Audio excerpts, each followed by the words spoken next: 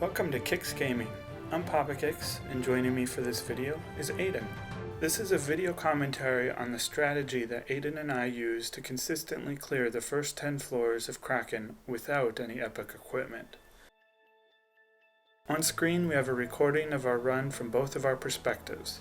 Feel free to focus on one or the other, but we'll also try to highlight some key points along the way. This map shows our main route for collecting wood pieces, starting with the green X where we spawn and ending at the red X, our kill zone. We like this route because it avoids the snipers and provides you with a total of 68 wood pieces. That's enough wood for floors 1 to 8. For floors 9 and 10, you'll need a total of 70 wood pieces, and we usually get the remaining from the sniper area above the kill zone, marked by the blue circle. In general, we find this strategy to be very effective for collecting wood and leveling up quickly, but there are times when we deviate based on the hunters we are using or how the enemies are clustered. And here's a tip for training and mobbing the melee enemies. Don't run through the ones that are standing still, especially if they are facing you. You will likely get hit. Instead, get the enemies within your attack range so they start moving towards you and then skirt around them. Remember, similar to hunters, the enemies also need to stop moving before they can attack, so use that to your advantage to avoid getting hit.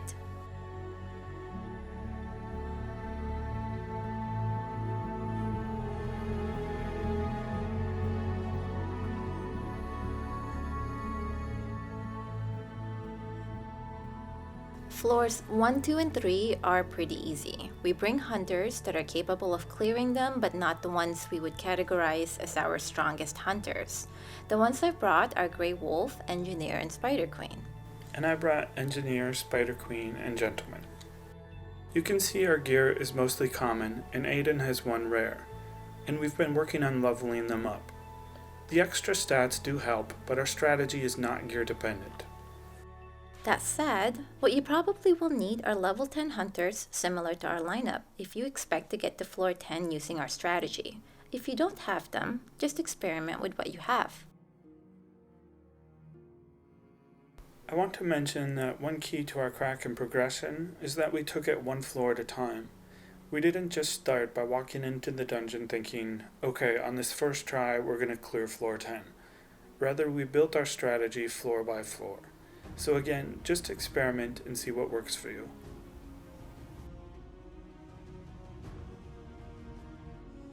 We don't bring Spider Queen to the later floors because of two reasons.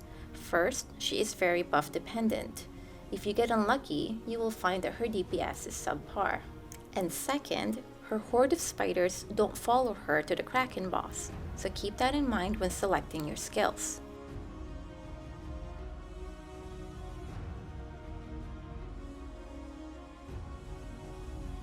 You might notice that on this floor, we started the boss phase with only 1 minute left. We've run these floors enough times to get a good feel for how quickly we can kill the boss.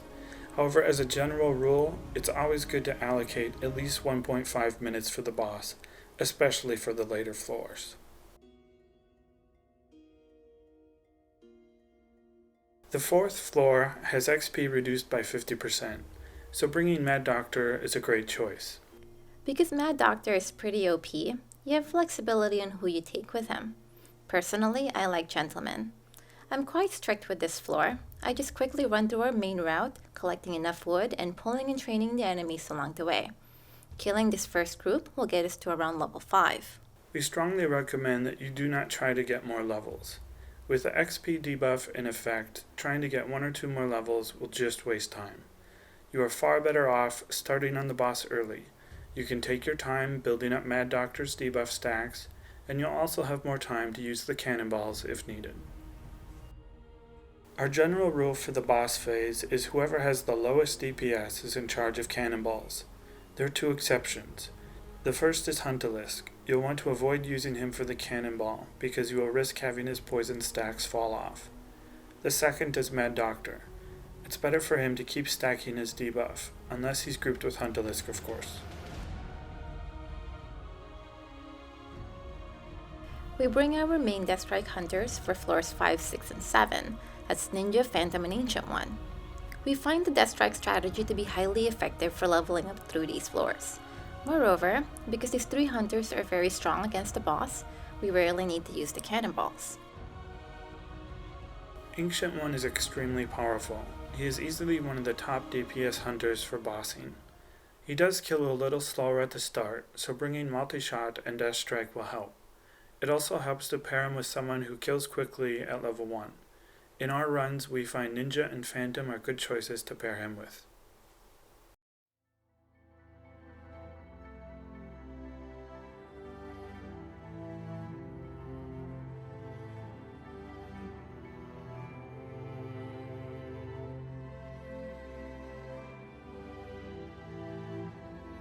For our strategy, we use Ninja as more of a supporting hunter. He kills fast, and with enough distance, damage, or death strike, he can clear out sniper areas pretty easily.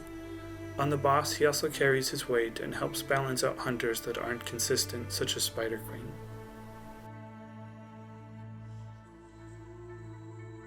One trick you can use is to die rather than run all the way back. This can save a little bit of time, especially if you need healing.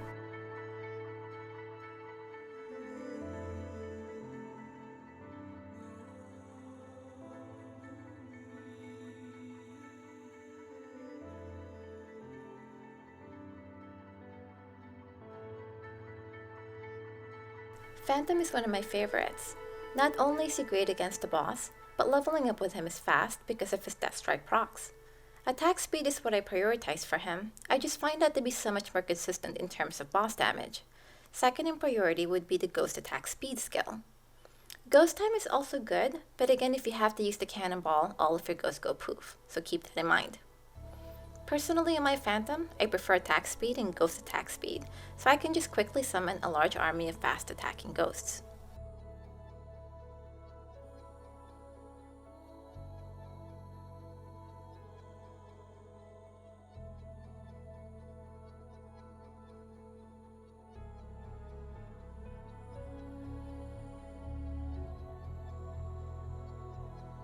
For floors 8 and 9, we like to bring our Huntalisk Ripper combo. We find this pair to be really effective overall.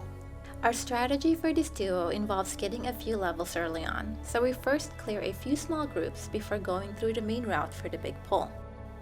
Once you get a couple levels, Ripper can start killing more and more on his own, giving you both a lot of breathing room for leveling and getting to the boss on time. For Ripper, improved weakness is critical, and we want at least 3 total, including the default perk. This makes the boss encounter really easy, and sometimes we don't even need to use the cannonball at all.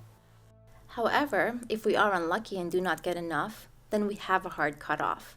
We have to start the boss encounter with at least 1 minute and 30 seconds left on the clock, because we will need to use the cannonballs to clear the tentacles.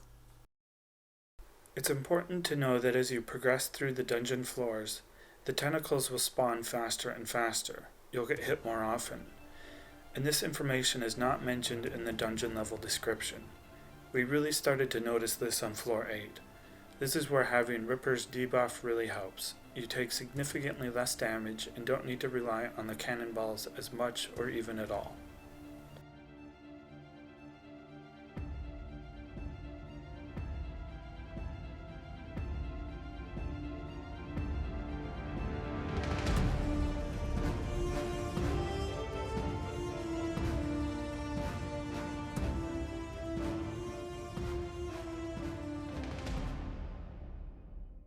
And for Huntalisk, it's very important here that his poison stacks do not fall off. So if you're playing him, do your best to stay alive, and if at all possible, if you need to use the cannonballs, have your partner use it instead if you need to clear the tentacles.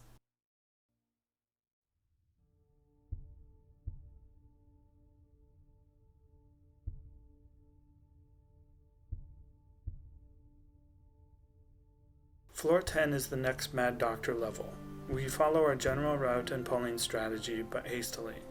We want as much time as possible with the boss. The key here is to try to gain as many levels as possible, but still start the boss phase with a minimum of 1 minute and 30 seconds on the clock. We tried our Huntalisk Ripper combo on floor 10, but we found it to be less effective than the Mad Doctor strategy. The main reason for this is the 200% monster HP debuff. Huntalisk and Ripper both kill slowly at first, so they are killing even slower on this floor.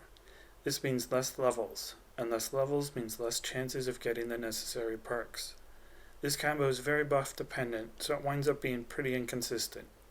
You might have more success with this strategy, so feel free to give it a try. The tentacles spawn very quickly now, so you will need to use the cannonballs every time they appear.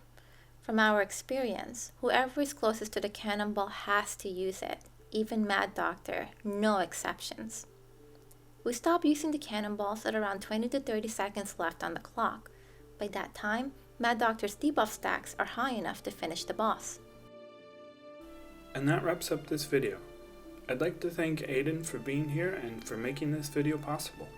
You're welcome, Papa Kicks, and hopefully this video will help others progress through the Kraken dungeon. In the description we'll provide a link to our map and route and our lineup and perks. Thanks for watching.